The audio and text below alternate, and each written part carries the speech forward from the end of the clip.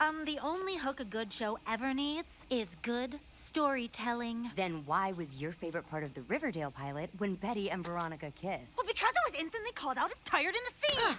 No, it's because it was hot. You could have it both ways. No, you can't. Just admit, we are all secretly perverts. Never!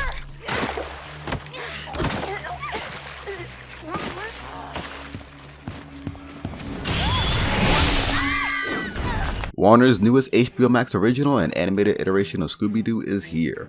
Velma, a new take on the mystery gang and how they came together, told from the perspective of almost everyone's favorite member of the gang. Or, better stated by herself, I've decided to finally share the bone-chilling events that drove me to assemble the greatest team of spooky mystery solvers ever. Yeah, it was me, not Fred and his weird sex fan. This is my story, told my way. And it starts with a murder, bitch. Kicking it off with that, Velma quickly gets into two of its mysteries that will follow the series, a murder that the titular redhead is accused of, and a disappearance of her mother that occurred 2 years ago. Not only that, but it also doesn't take us too long to meet the parts of the crew that we probably no longer be familiar with. Starting with the main character, Velma is now an incredibly spiteful, sarcastic, and judgmental individual that claims to speak truth without a filter, as she aims to not only find the real murderer, but to also uncover the full story of what happened to her mother. Daphne, Velma's former BFF who abandoned her for the popular crowd, who is also quickly becoming a shoehorn love interest, is now abducted by two lesbian mom cops. They'll be following along the journey to solve the mystery and whatever crazy antics they can think of, and also serve as the motivation to Daphne's goal, finding her real parents. The leader of the gang, Fred, is now a prepubescent rich kid, both physically and mentally. Although he barely lifts a finger for himself, Daddy's boy has a tendency to wind up in bad-looking positions and consequently has become the second suspect of the murder. And then there's Norville, the character who was done the dirtiest. Velma slightly humors the glutinous side of Shaggy that we know of from prior Scooby-Doo incarnations by making him an online snack reviewer. But Norville ends up being an overly talkative and annoying doormat due to his unyielding attempts to showcase his love for Velma. Wait. In teen movies, whenever a girl needs money, a guy sells something and then blackmails the girl into dating him for it. Problematic, but effective. And hilarious. What kind of escapades are these characters going through? Ranging from naked high schoolers in the gym showers to murder, court cases, and trauma, Velma doesn't hold any punches in showing that it's an adult cartoon. While the first two episodes may have some jokes that could be seen as way over the top just to take advantage of its more mature rating,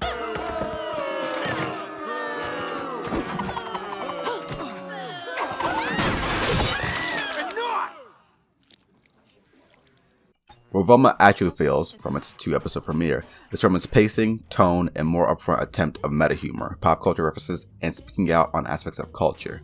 Although the first episode quickly delves into an overarching mystery of a serial killer committing femicide on the students of Crystal Cove High, our second mystery comes just as fast with the reveal of Velma's emotional trauma, as she blames herself for her mother's disappearance that occurred 2 years ago. Thus, as the characters aim to solve both cases, some events will intertwine the two, but with reasonings that feel abrupt or random. Norville having suspicion of why local restaurant Spooners is so popular, as if it's a strange occurrence, prior to the events that's currently unfolding, when the first time we ever get to see it is amidst the first victim's funeral. Another example comes from Velma explaining her backstory to Fred in an alleyway, showcasing the playful interaction between her and her mom, and how she believed her dedication to mystery solving ruined Christmas, thus causing her mother to disappear. Only for that playful interaction to be revealed as children being occasionally irritable 2 seasons later, as she talks to her father and realizes that her perspective of events is not true. She left us. La la la la la la. No, she didn't. Something bad happened to her, and it's my fault. Because if Mom just left us, it means she didn't love us, which is insane. Sure, you were a huge jerk, Dad, but I was.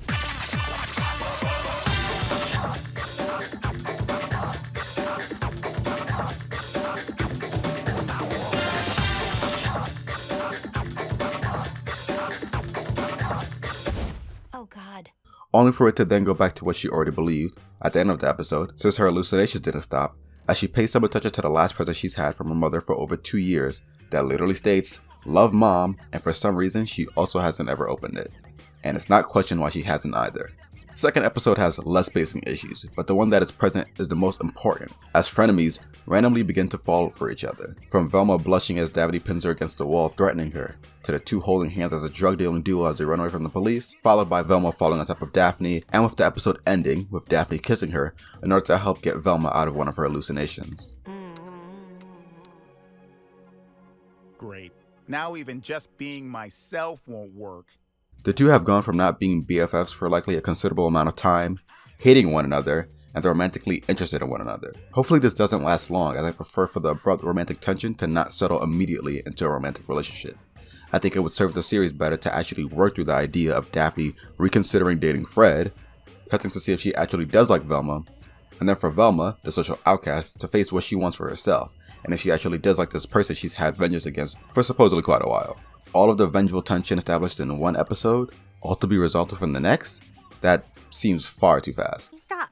I know you think I'm a huge bitch who ditched you to be cool. What? That's so not true. When it comes to tone, I do think it's done a good job so far with serving a good balance between having shenanigans ensue and dedication towards making progress in each mystery. Enough time gets dedicated to the murder mystery, and both episodes conclude in a way where I think it leaves interest in what could happen next. Where I think the tone comes to a stumble is with Velma's hallucinations. With almost any attempt at approaching a mystery, a decrepit version of her mother will talk to her and attack her, aiming to give her a heart attack. Within the first episode, this happens about 4 times, but only once within the second episode. Unfortunately, almost each hallucination comes with an over-the-top exclamation from Velma once she realizes what's going on, followed with almost everyone treating Velma as her just being a weird freak again.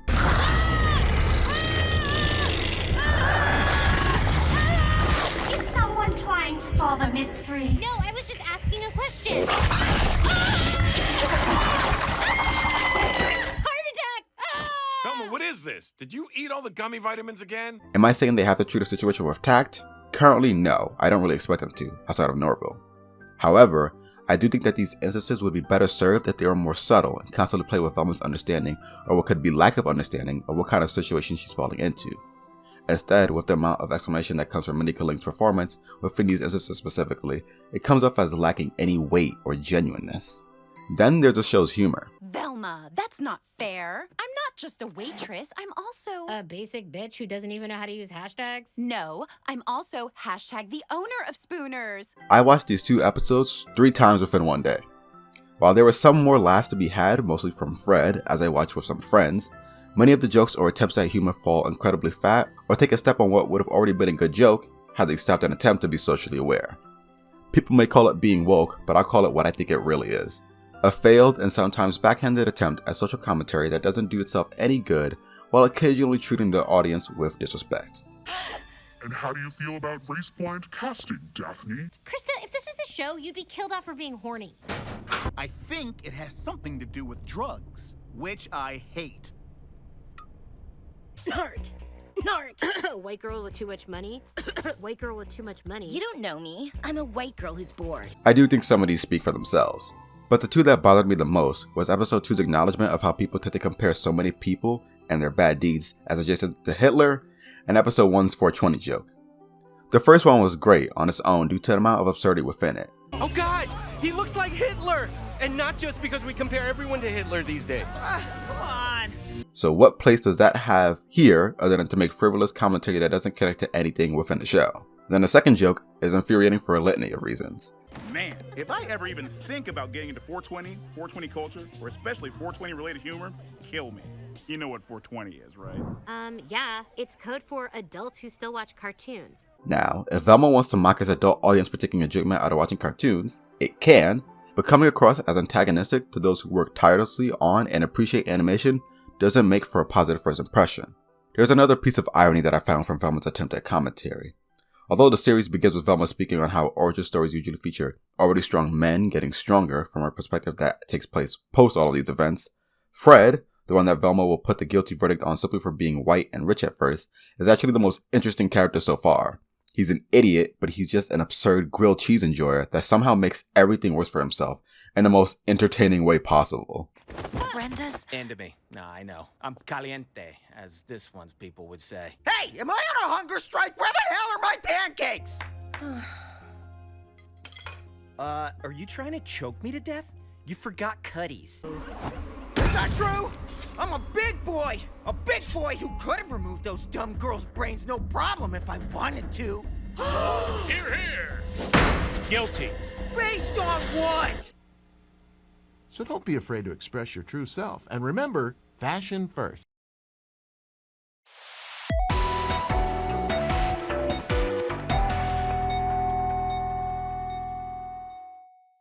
Nice fur bib.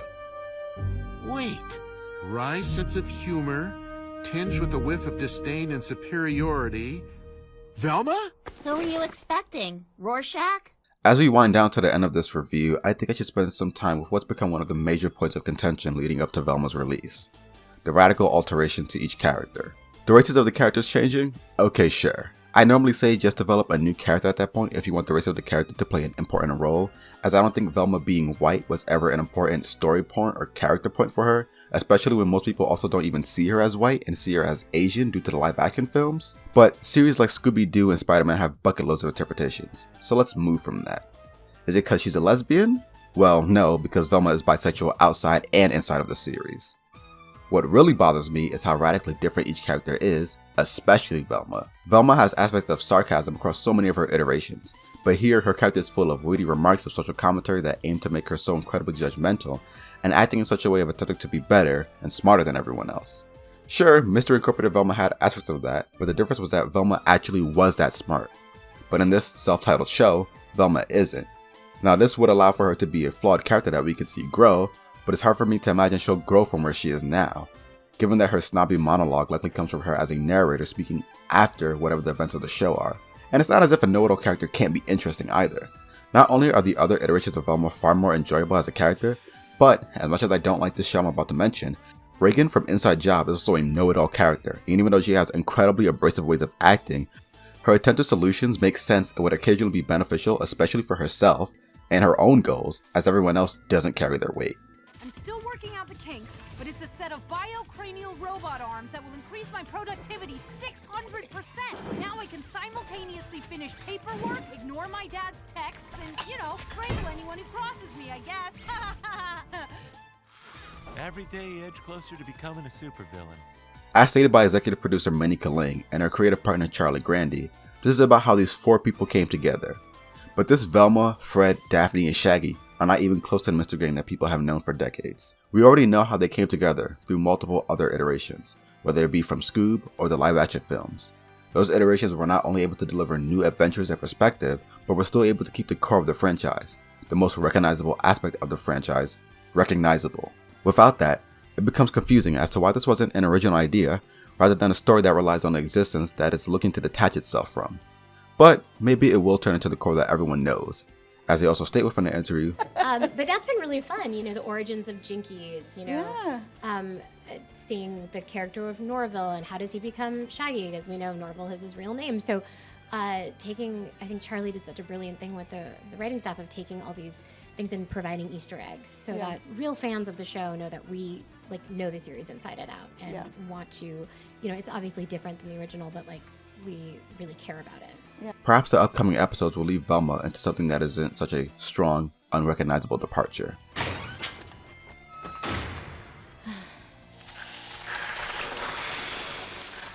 Although Velma has a rocky start, it's not an irredeemable one. Perhaps I've just been talking preemptively, and the show not only finds a better balance in pacing and commentary, but also grows an identity strong enough where it makes something enjoyable. Because my favorite Pokemon Tropius, many appearances, such a sweet and loving critter, and wait, CartBoy, you gotta stop messing with my scripts. Anyways, while I wouldn't blame anyone for not wanting to watch the show, I prefer to see things till the end, whether I enjoy it or not.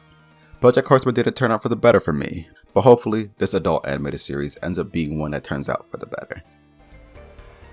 Oh God, Krista! And she also has no brain! Come back when you're worth it.